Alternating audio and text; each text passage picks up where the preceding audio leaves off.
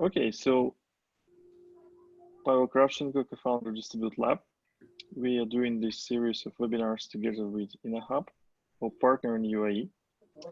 And our goal is to bring like the best knowledge, the objective knowledge to people, to bring like fruitful discussions, and to generally like increase the level of like education in the world. I've been personally involved in many teachings, and now you are, as I know, and you write books. We write books, so yeah, we share certain like values. So I'm looking forward to today's discussion. So Demu, you can introduce yourself. I know you like for more than a year, at Yeah, least, yeah, and I know close that to you're years. very active in UAE in helping startups, Yes. especially like in blockchain, and you're working with government. Yeah, That's should be exciting. sure, sure. Well, for those who don't know who I am, my name is Damu Winston. I'm the author of the Amazon best-selling book, I Don't Trust You, but Blockchain and Bitcoin Will Help, where I try to really demystify what blockchain is all about. That's the primary focus of it. And as I say in the book, we all have trust issues. And so we're really talking about how this technology or similar concepts that are brought about because of blockchain will help us establish trust in a trustless world. And so highly involved in the startup ecosystem. Um, uh, I've done a lot of different things. I've invested my own money in some projects, made some money, and also lost some money. But very blessed to have been in UAE for about the past 5 years, working between Dubai and Saudi Arabia. But I'm originally from the US. I lived in West Africa for 6 years, did an MBA where I started in Dubai, and went to San Francisco and graduated in Davos, Switzerland. So I consider myself to be a global citizen. Yeah, you indeed are, and yeah, I wouldn't like you look so naturally, I guess, in every environment because you already learn how to adapt. Hey, right. That's I mean the crucial mm, feature of the living organisms, you know. So now during this COVID situation, businesses need to adapt, I and agree.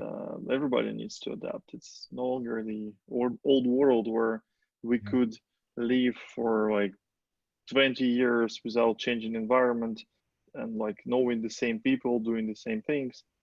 Yeah. And yeah, that's actually the topic of our today's discussion, like how the concept of trust is changing. Yeah. So again, because everything is changing so fast, Yeah. and trust has to change as well, because like now you go to internet, you buy from a retailer or shop you never heard before, Right. and they could be located in other parts of the world, and then the goods are delivered by company again you never heard of, and Right. that's kind of looks funny. Yeah. So That's just the world we you can live in now. introduce. Yeah. To add to that, what's really interesting, you look at the research, it shows that, the oldest generation, I'm not gonna say the oldest generation, but those who are 60 and above, they actually do more business on something called Airbnb than any other generation. And so this generation, right, the baby boomers, who, they represent, a generation where they were like the hippies or those who were, um, they were a generation where you can imagine it would be very difficult for them to, uh, you know, uh, be about allowing random people to come stay in their place.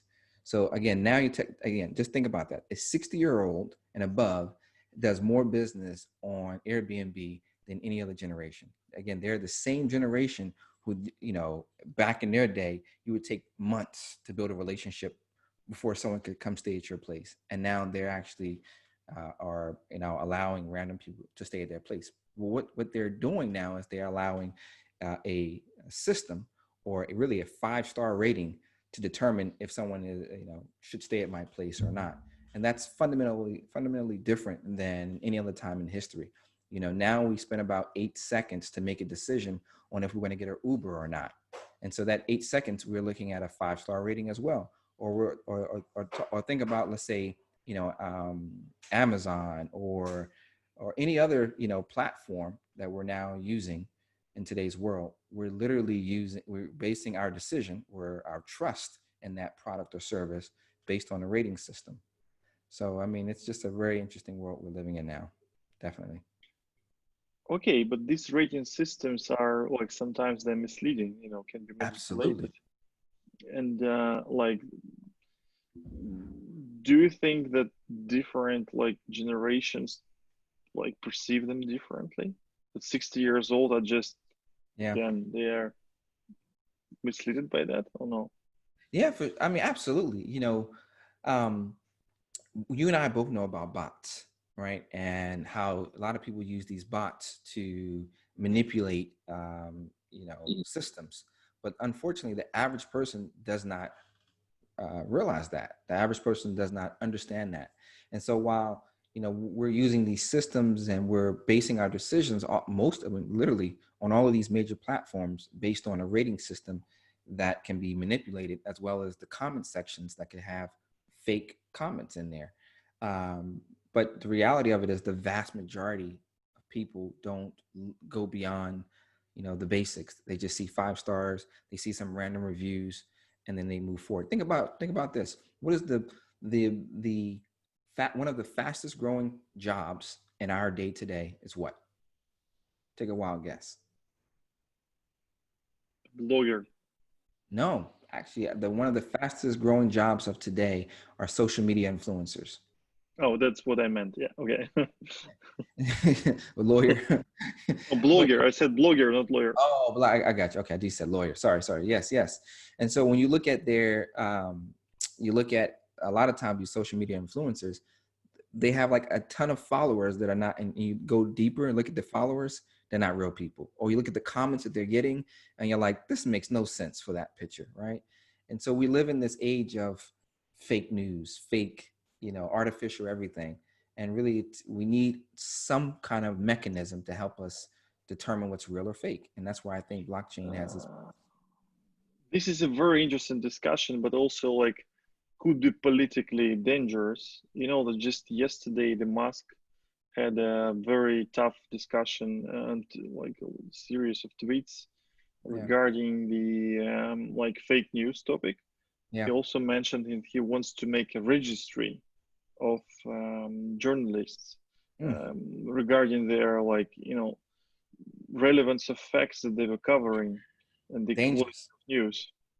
And obviously, so in my opinion, we as soon as the each individual person got the right to express themselves and become a social media specialist, and actually the power, they now everybody understands the power of marketing.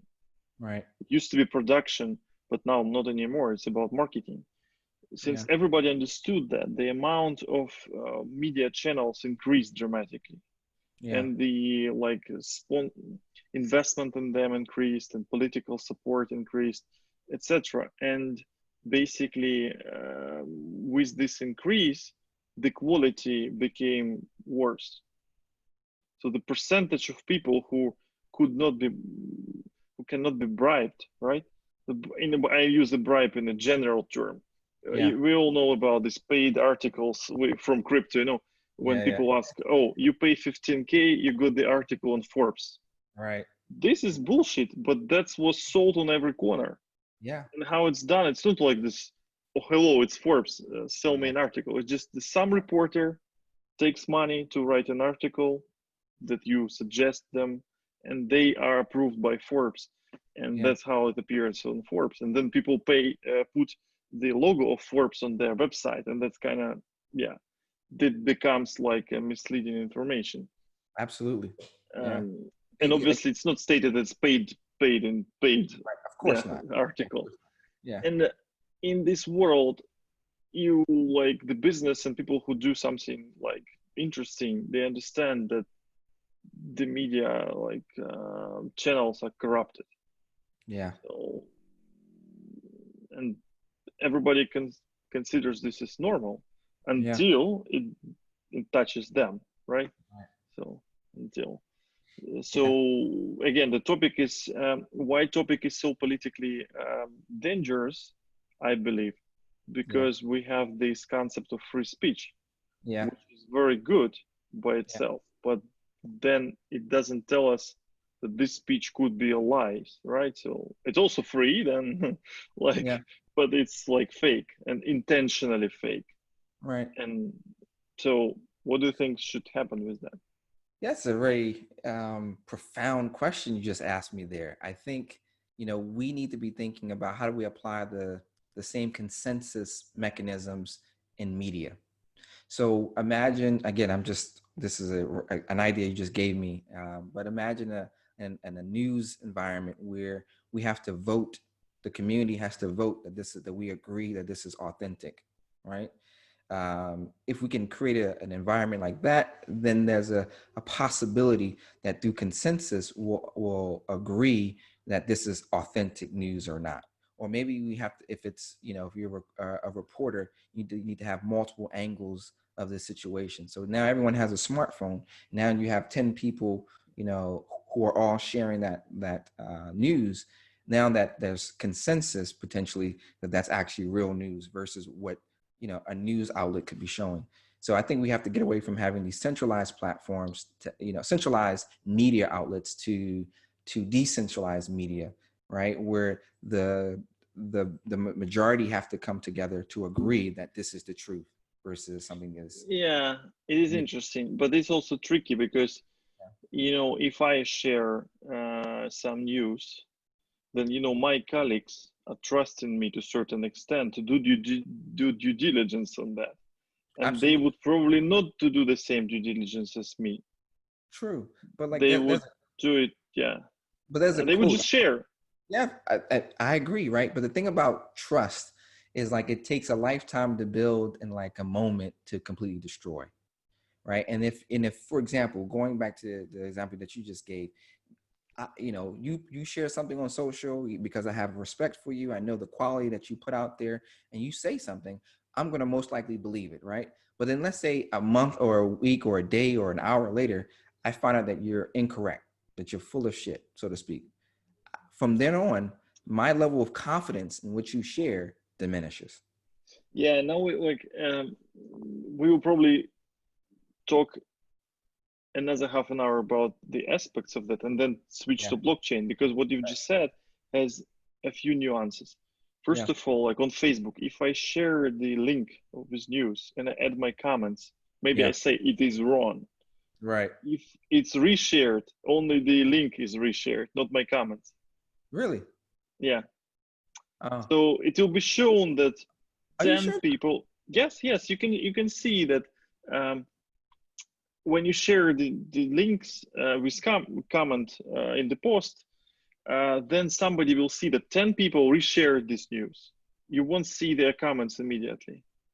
It's Uh, hard. You need to go and go look at the deeper. comment. So Okay. you'll just see amount of shares and you will immediately think it's that. And the second thing, try posting the picture uh, of thumb like on Facebook Yeah. and add some text. Then you can get some likes. Mhm. You can come and edit your post, That's true. including pictures, That's and true. but the likes will remain. So But you can, do that. no, kind of right. So like, if I know from experience with LinkedIn in particular. I can't comment on Facebook because I'm more active now on LinkedIn. On LinkedIn, if you post a picture, you cannot change the picture later on. Yeah, but not because I don't think it's because of that reason. They are very just Facebook is technologically superior to LinkedIn. That's the only reason, because Facebook doesn't, LinkedIn doesn't allow you to do many other things. Yeah, So that's I true. think it's like WhatsApp and Telegram. Yeah, WhatsApp is like comparing to Telegram is just a stone age. Yeah, like yeah, I agree. Good point. Yeah, that's a good point. I don't know. so this is like it is tricky. And again, as soon as we touch information, it's about free speech, and then like, oh, you're against free speech? Then no. Yeah, but Uh, there's a quote that I'm trying to remember it, that Eric Snowden says something like, I want to pull it up real quick. Such a good quote. Something about, um, Not caring about free speech is like, here he is. He says arguing that you don't care about your right to privacy because you have nothing to hide is no different than saying you don't care about free speech because you have nothing to say. Yeah, exactly. It's deep. It's heavy. These are interrelated problems actually, because yeah, when you say something, it could be dedicated to not everybody and somebody else, and then we also have situations that Snowden, yeah, is experiencing. That is that something was protected by law, Mm. but you know, all bad things in the lives, in the, like our history, were protected by law. Yes, true. Anything like slavery was legal. So Yeah, let so me add to that, my friend, because I think that leads into our conversation for today, which is mhm. money, money, money, money. And so when you look at slavery, you know, we have to remember that a big part of I'm gonna say almost every single historical event has always been driven because of money. Slavery, money. Civil rights in the U.S., money. I mean, I can't say everything because I don't know what every major historical event is, but I assure you, most, if not everyone, there's money behind it. COVID-19, money. The reason why countries are saying go back to work, even though people are dying, money. The reason why they're saying, oh, we need this vaccine as soon as possible, money, right? Everything is every major historical event is tied to money.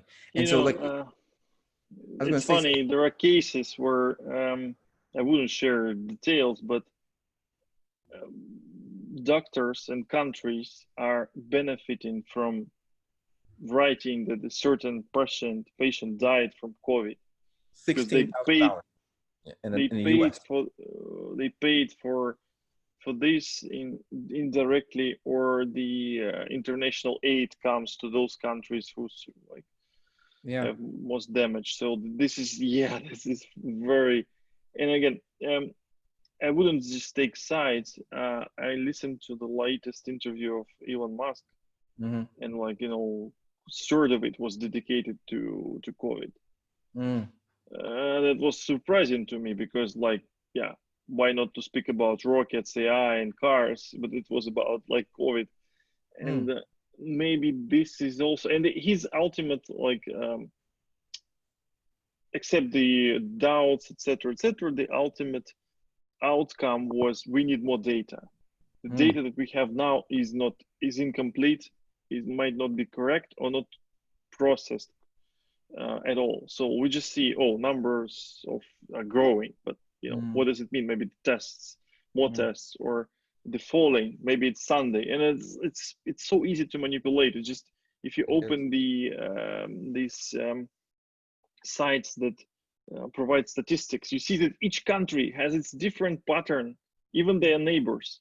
Mm-hmm. I don't think they have different measures, they're the same, but the way how they provide statistics over time reflects their like mentality and you know the political angle from which they do that. So yeah, Mm-hmm. we live in information where trust is no longer yeah, just since globalization, trust kind of It's fading. becomes to disappear. Yeah, absolutely, absolutely. No, like so a couple of points I want to touch on. One, we create about what is it, 44 zettabytes of data per day. And so one of the things if we break that down, yeah, per minute, people do over 2 million snaps per minute. People watch over 4 million YouTube videos per minute. People post over 80,000 images on Instagram per minute. All of that combined is not even 1%. All of that combined is not even 1% of all the data that we create today. And so we have a lot of data. There's a lot of data out there that's being captured, but there isn't necessarily there are sources that are not necessarily decentralized, or sources that are um, just what's the word? They're centralized. So if all my data is being created by Facebook, or all my data is being created by Tesla, or what have you, I'm not getting I'm getting one perspective. And the Mm-hmm. problem with one perspective is that it can be very biased, right? That's the downside to a lot of data. One, if you have so much data, it becomes just noise. So they used to say data is the new everything. I disagree with that. That makes no sense, because that's noise. A lot of data is just a whole bunch of Yeah. noise.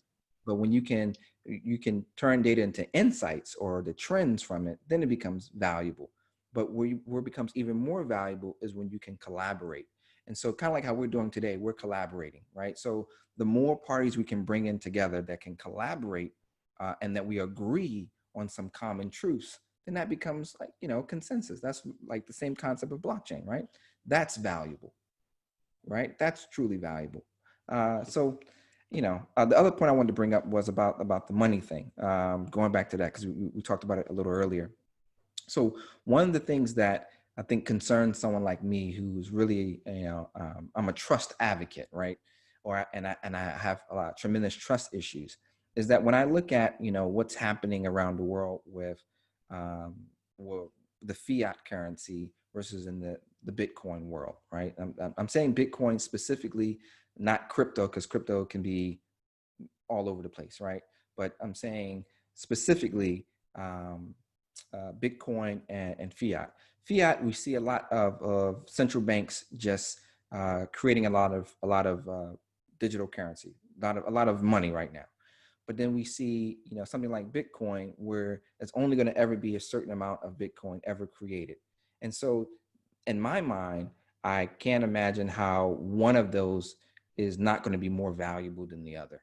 So if you can continue to print infinite number of something, where something else is only going to ever be a limited number of it, I truly believe that's where the value at. That's where the trust will be eventually shifting towards. Okay. Yeah. And like, how do you usually describe the role of blockchain in that? Only Yes. as consensus or something else? So I think the big part of it is consensus, right? So when I think about again the traditional fiat, it's made legal tender by government decree. So the government says this is what it is. So there's a concept called what's it called? Signerage. Signerage is this idea that a government can print a $10 note, like in the U.S., a $10 note, and they will issue it to the market, but it costs them to print that $10 note about 3 cents. So in other words, when they issue it into the market, that 3 cents is what it cost them to create it. And so now they're able to really, make $9.97 for producing that one $10 bill. Now, all of that combined only represents about 3% or up to 8%, depending on the country you're in, of all the money that's created by the government in general for public consumption. The vast majority, 97% of money that's created is created by your banks. So when you are getting a loan or something like this, they just go into a computer and they say, this is how much the price of this house is being sold for. And so that becomes represents growth in the country. So now the country is saying, this is how much new mortgages that we've brought into the ecosystem. And the reason being why that's considered money is because while it's a debt, it's also money that's now being used in the total economy. And so now what we see is private banks have been generating all this money into the ecosystem, right? And on their balance sheet, they see it as an asset, but you and I see it as a liability. The margins that they make on it, or the interest that they make on it, they get to keep that, and that is how banks become more profitable. But that doesn't go back to the government. So again, now you have a bank who's creating all this fiat, right? And that's now entered into the market. That's really, again, not created by the government. So the reason I said earlier, why I said kind of sort of is because there's another part. There's something called quantitative easing. Quantitative easing is kind of like what we have happening right now, where in the US in particular, they have this thing called a stimulus, right? So the government can say, we're going to issue or really flood the market with more currency. And we're going to do a quote unquote, a trickle down approach. So we start at the highest level in there, and what we're seeing in the US, where they take out, again, a huge amount of debt on their government balance sheet. In the US, I think it's $3 trillion or so. And then they quote unquote bail out certain organizations and certain companies, right? And then eventually they supposedly hand it out to certain people. But going back to an earlier statement that I made, the fundamental flaw with that or challenge with that is, value.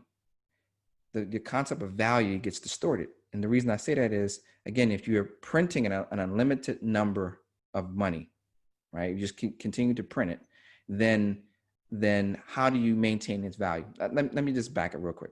In my book, I talk about the law of value. The law of value is very simple. It's three concepts. One, it has to be uniquely identifiable. I'll give you an example. This cup of water is uniquely identifiable. There has to be a limited number of it. I have 1 cup of water, right? And then there has to have a demand for it. You're thirsty. Here you go. But if everyone else on this call wants this cup, right?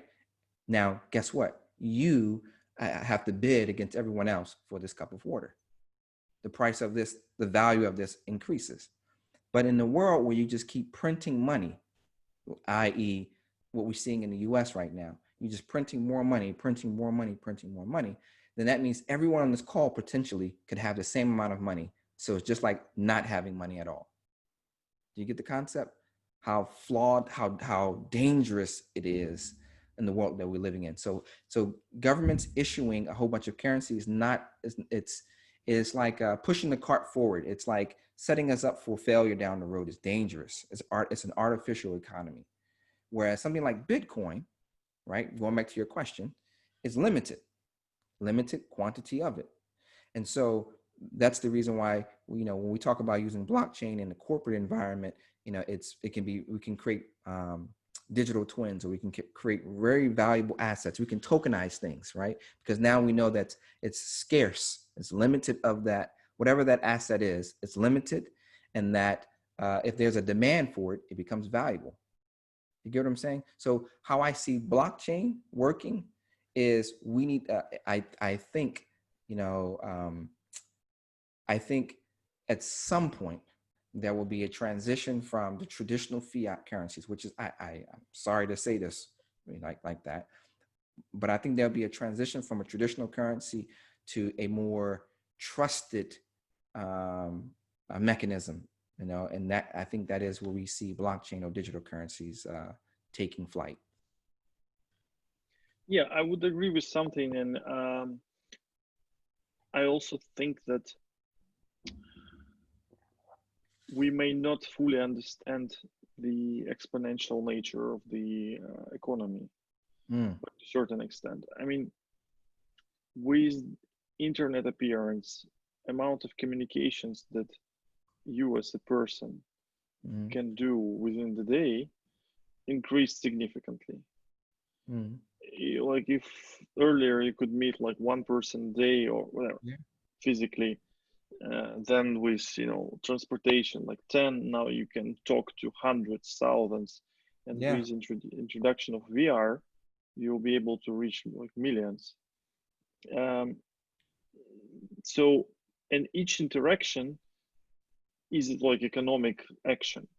It has to have some value associated with it.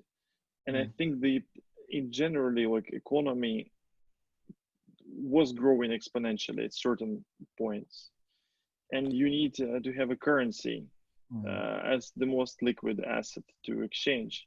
And Zimbabwe couldn't afford. Zimbabwe like inflated the currency, printed more, and since nobody was using it, it failed. But like the US dollar is like currently the #1 currency, and maybe they know what they're doing. Because maybe. there is a demand. There's demand for that, and it's not it's not only about like their economy. It's about economy of the world. It's growing, and that became the like.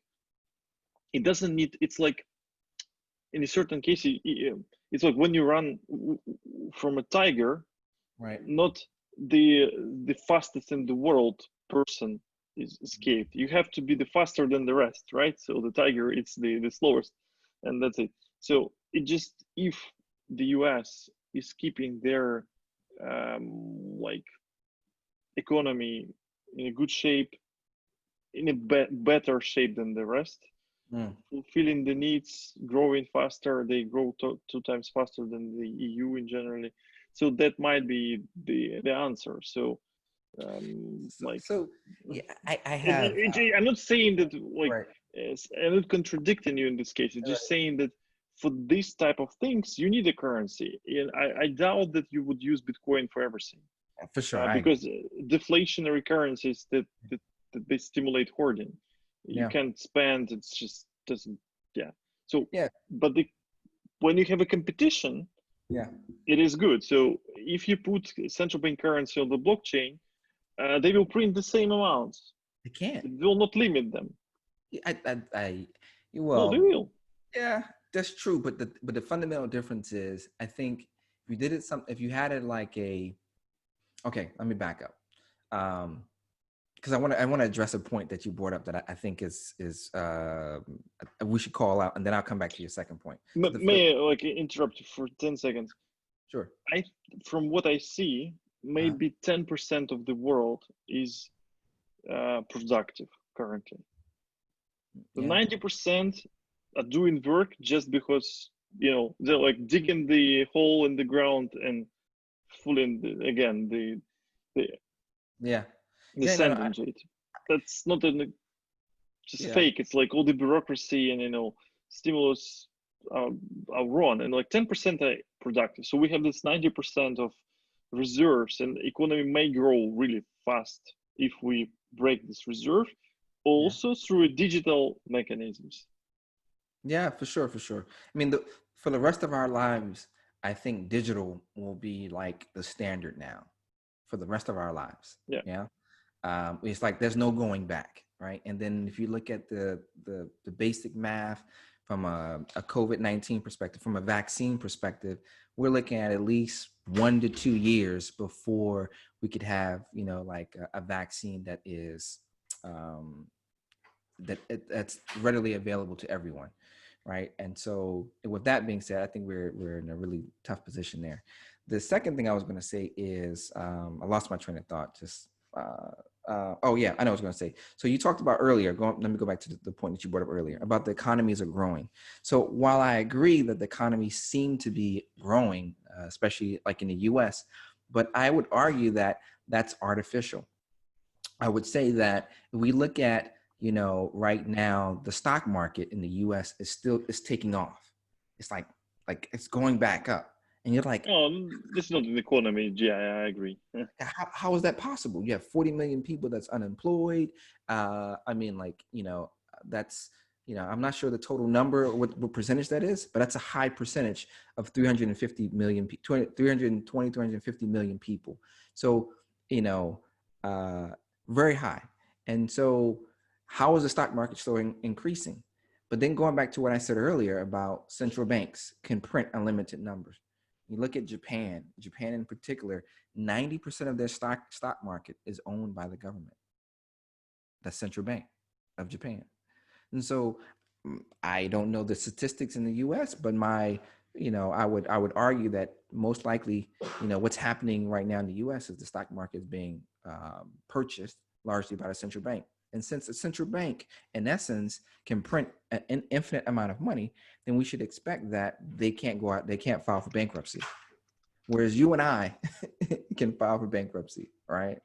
So that is a risk. Whereas I think if we had all this on the blockchain where we're having a shared ledger, like almost like a Bitcoin, like a ledger that, around the world we are all using, then I could see that being very valuable to people, like that being, the new standard.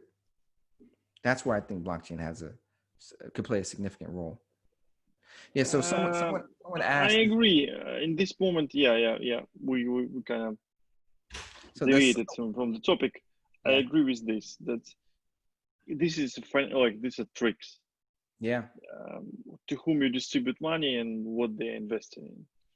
yeah. So There's a quick question. yeah. If you don't mind, maybe you can take it. Guy by the name of Michael says, "Is Bitcoin really limited?" What's your When we take it, you Sorry. got it. There's a question in the comment section in the chat, and someone says, Ah, "Is Bitcoin really limited?" And ah, you know, you want me to take it, you got it. And because you're a PhD, yeah, so I think you're the yeah. expert. Bitcoin Cash. This is interesting because everybody could create the clone of That's fork of right. Bitcoin, and technically, but that doesn't affect Bitcoin Right. So much. I think we should Yeah. break that down to so we can explain to the audience the difference between Bitcoin and Bitcoin Cash. I don't know if they even understand what that is. So you want me to take it, you got it. No, please. Yeah. All right, so Bitcoin and Bitcoin Cash, they are, it's a fork. A fork is like a split. So at some point there was a point where the two went a separate way. So one set of people kept using Bitcoin, where other set of people went down the path of Bitcoin Cash, right? And Pop, you want to take that any further than that? Is that a good enough answer? Yeah, it's fine. I mean, we're not covering the topic of forks Right. here. Sure. And but to answer your question, Bitcoin is limited. So the Satoshi Nakamoto, the entity that created Bitcoin, said that there will only ever be 2,100 million Bitcoins ever created. And each Bitcoin breaks into what we call Satoshi. Satoshi is a unit of measure. So if you're in Dubai, think of a fill. One fill is a part of a dirham, just like in the U.S. currency, you have a dollar. Mhm. One part of a dollar is called a cent. And so you have a similar concept in Bitcoin. A Satoshi is a unit of measure that builds up to become one Bitcoin. And so again, it's limited. And then we have this thing called halving. We can get really complex in this, but at the end of the day, just know that Bitcoin is limited, and that it's growing there's an algorithm that helps it grow every is it 4 years?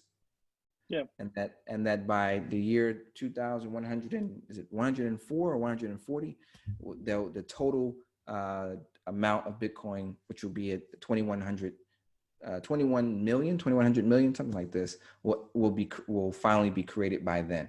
So that's in the simplest way of answering that question. It's limited at it's a very small amount. There we go. Okay, let's continue to the topic of trust. Sure. Like you help startups and you help you communicate the benefits to government, Yeah. talk to investors. Yes. How do you use this, your understanding of trust and role of blockchain to Yeah. convince them to work in a different way? Yeah, so a couple of things. So one, I tell most startups that you're not going to do a blockchain project upfront. And the reason I tell them that is that, the real value that we see in blockchain is when you have a community. So if you don't have a community involved of parties where you don't necessarily trust the parties, then it's a good idea just to build your product, not focused on blockchain in its earlier state. But if you're dealing with, let's say, Emirates Airlines, and you have so many different parties that can be involved in and reconciliation, then there would be value in something like blockchain, right? So it's all about the ecosystem. So I think a big part of the role I do is advising people on when is the right time to use blockchain or make that leap to blockchain. Um, Trust, as I said earlier, it's built over time, and it literally takes a second, for it to be lost forever. And so when we look at how do we, establish reputation management solutions, reputation management solutions are ways that we can check on social media or in the public domain the reputation of a particular brand. And so we do certain things to help build the brand so that it can be reputable. So that could be creating articles, that could be writing, authoring books, that could be, podcasts, etc. You do that over time, and over time you build up a collection of assets. And once you build up a collection of assets, you become an authority figure.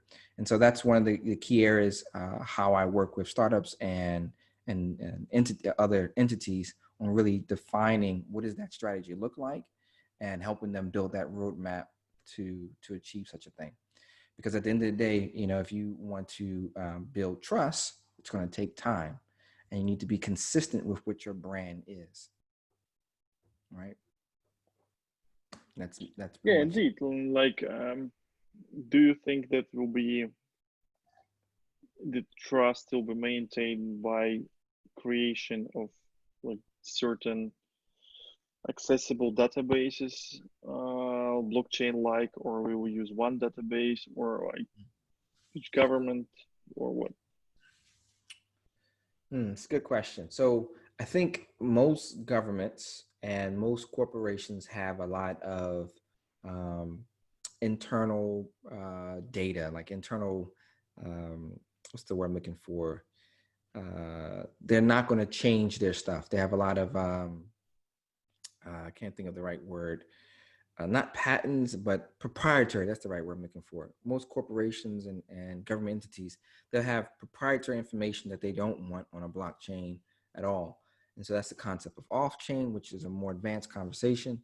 But at the end of the day, um, you know, I've learned and I agree that there isn't just one blockchain for everyone, right? So I know Amazon has something called the quantum ledger, which is a misleading term because their quantum ledger isn't quantum computing at all. It's more of a centralized ledger that they use, and the centralized ledger that's it's they have very similar concepts. For example, similar concepts to block traditional DLT, distributed ledger technology, such as they would have what they call uh, where you can't erase the information. It's on the tip of my tongue. It's where you can't go back in time. You can't edit it. I can't think of the term off the top of my head. But pretty much it's a core concept of yeah, immutable. Thank you so much, Bernardo. Yes, immutable. So it's immutable. It's time stamped. The only fundamental difference is it's a centralized ledger. So a corporation, or a better example, are banks. So a lot of banks in the region are considering or piloting projects like this, where they own the network or this quantum ledger, and that they bring a community of ecosystem parties onto this ledger. And so the pros and cons to something like that is now they are responsible for the network versus the community being responsible for the network. So it's a fundamental difference. I think blockchain is still, from an adoption perspective, in its infancy stages. While it's if you think about Bitcoin and blockchain, it's only 10 years old. The first Bitcoin was mined in January 2019, and so sorry, not 2019, 2009. So January 2009. So literally, we are just over 10 years, old. So this is what, the 11th year, I guess. So it's still like an adolescent, it's still a child. So it still needs some maturing. And I think, we're starting to see a lot of organizations want to understand what the concepts of blockchain are all about, and then figure out how to embrace it and bring it to their organization.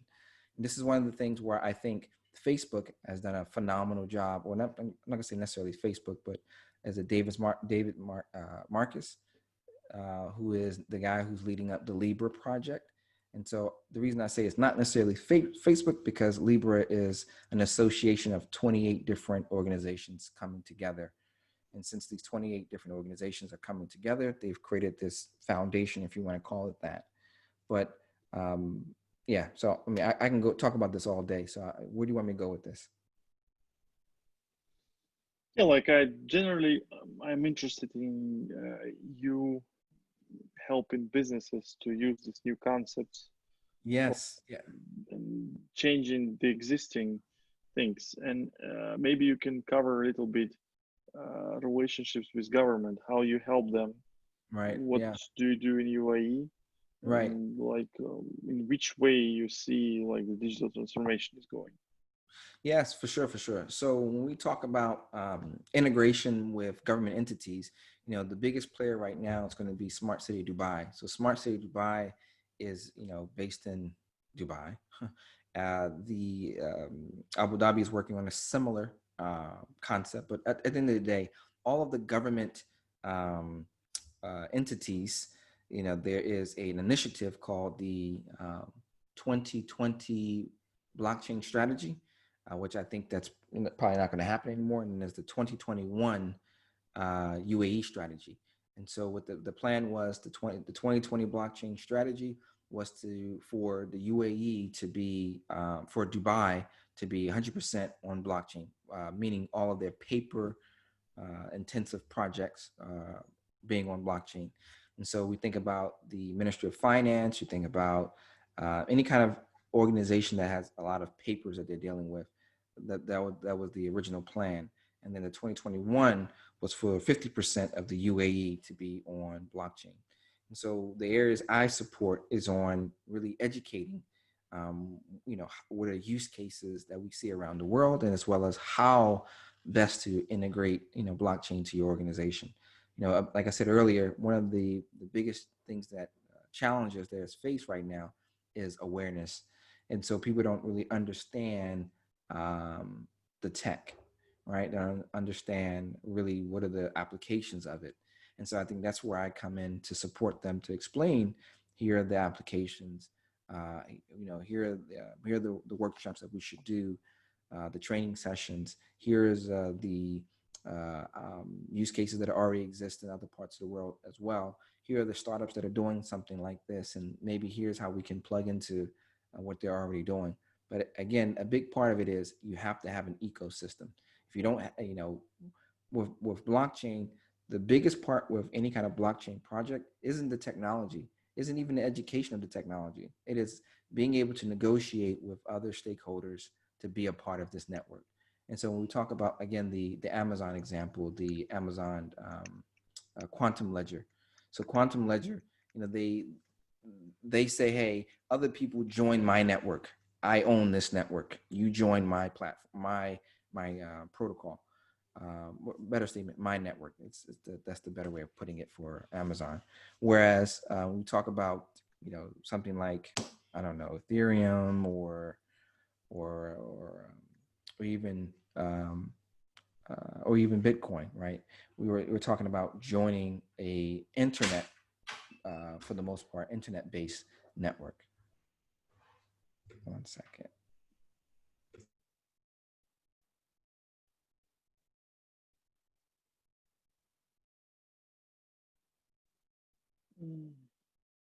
You muted one. We'll unmute you in a second. Okay, thank you so much. I appreciate it. Okay, good. All right, cool. Okay, that's interesting. Yeah. Daniel, what would you like as the what would be your message to the audience? I think it will be the last question, if anybody is not asking more. But what do you want to convey? I think my message to the audience is buy Bitcoin.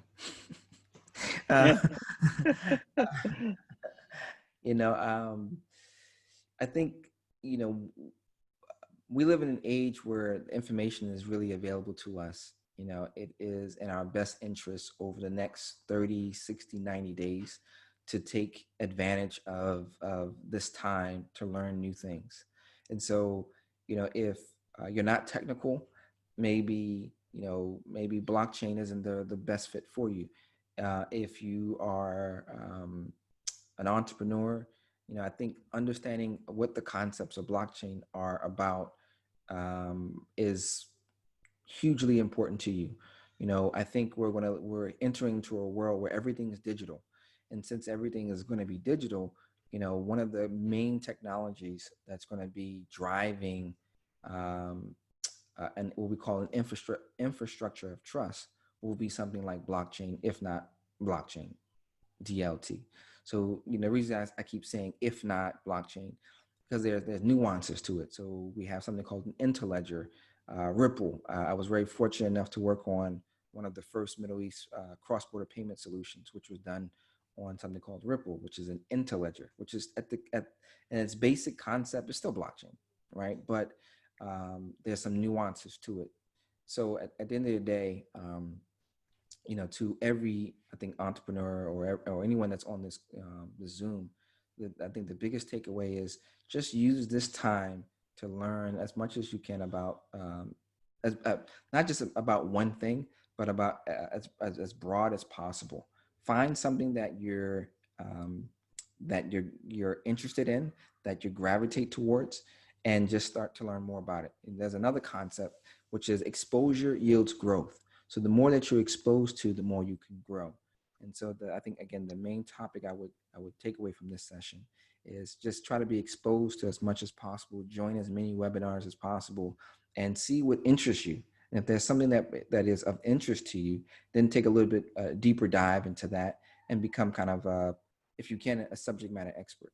One of the things that I teach is that, I call the pillars of success. And at the top of it, it's, when businesses, when they make investments, they want revenue. Below that, you get awards and accolades. But the pillars of that are people, process, technology, and then differentiation. And within the people space, one of the things you need to be thinking about is lifelong learning. We live in an age where we know from research, not just guesses, that we're going to start living a much longer life, unless we die from COVID or a disease, right? But we're going to, in essence, because of healthcare and because of prenatal care, we're going to be living to, on average, of about an age 100 and above. 100, 105 is what they're estimating, where right now the global average is around 72, 74, unless you're in Japan, which is, I think, around 82, somewhere around there. But the point is, if we know we're going to be living longer, right, that means we're going to, no matter what country you're in, if they have what they call a retirement plan or things of that nature, those plans are what they call archaic. They're old, meaning they came up with these ideas that, hey, you can be so in the U.S. we have something called Social Security, or you can retire at age 65. Well, that was based on the premise that you would live to, on average, about 70 to 72. So now that you would have in the past, you would have a 5-year to maybe 10-year period on average that you would live. So if you have a nest egg or savings, that savings would carry you for about, again, 5 to 10 years with no issues. But if the global average will go beyond that, will go to about, let's say, age 100, that's another, instead of being 5 to 10 years, now we're talking about 30 to 35 or 40 years more. So we need to be thinking, what are the tools that I need to acquire so that I continue to learn new things? Like, even for myself, I'm trying to learn about TikTok and Snapchat, just because if I know about these different tools, I can increase my utilization. If I can increase my utilization, that means I can have longevity, And so I think that's the key takeaway, is learn new things, not just blockchain. While I love blockchain, because I think it has tremendous applications for it, and that I think it is the way forward when we talk about collaboration amongst nations. So if I want to talk about how the UAE will eventually start collaborating more with Saudi Arabia, and Saudi Arabia with the United States, and with such and such, they're going to need to use something that creates an infrastructure of trust, a trusted system that we can all agree on around the world. That's where I think blockchain is going to have tremendous implications. There's a question that says, Okay. what is your advice for non-programmers wanting to learn more about tokenization of real estate assets, homes, condos? There's some good use cases already out there.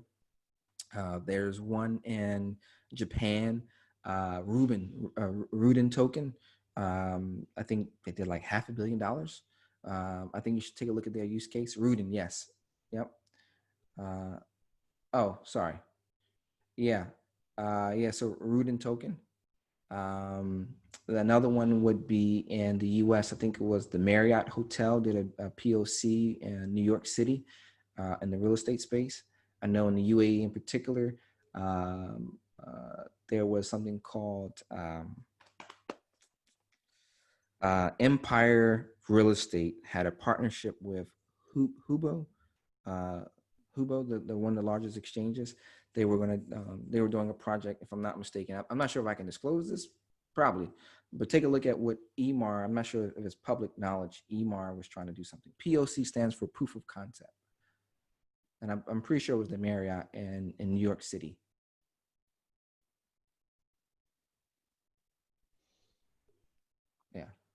Just trying to read the messages on the Okay. side. Yeah. But yeah, thank you. I appreciate you putting this together. Hopefully this was informative to your Yeah. audience. It was a good discussion. Yeah. They said, how long do you Oh, think we yeah. will take for, is it notarization, be a blockchain, be the standard versus current process of going to notary? It depends on where you are. So like in the UAE in particular, we have something called UAE Pass. UAE Pass is going to be replacing most notaries. Um, period. And so what they're doing is it's your digital ID, kind of like what they're doing in Estonia. Estonia has a e-visa or EID. And even in Bahrain, they have something called the EKYC project, which is live. And so the idea is that being able to associate your ID to creating a digital ID that can be used for all government services. And so now within UAE, there's an alignment with UAE Pass and all the, I'm not gonna say all the banks, but at least the major banks in the UAE, where now, you can use, instead of having to go to a bank to get it notarized or something like that, if it's for like mortgages, you can use your UAE Pass for that, for sure. And then some other private messages that I'm reading. If you guys have any Yeah. other questions, you can find me at Damu Winston on every platform, as well as you can find me on my website, damuwinston.com. That's simple. Thank you, Damon. Of course, brother. Thank you so much. Have a good day. You too. Yeah. Thanks everybody for participating. Absolutely. All the best.